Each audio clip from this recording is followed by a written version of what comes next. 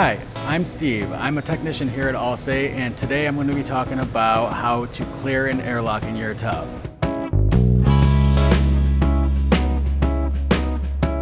An airlock is when you have air trapped inside your pump and it does not get released naturally. So there's two common reasons why an airlock can occur.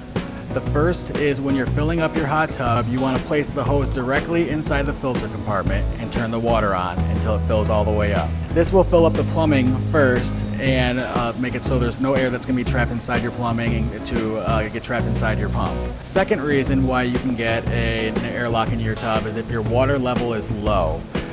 You want your water level to be above the top jets and below the pillow. Anywhere in that region is full for water level. So I'm going to go over steps on how to get rid of that through your topside control panel. The first step is to, if you have an airlock in your pump, the pump will be turned on, but there will be no flow going through your jets. If that happens, that's a symptom of an airlock. The way to clear that would be to just turn the pump on and off several times.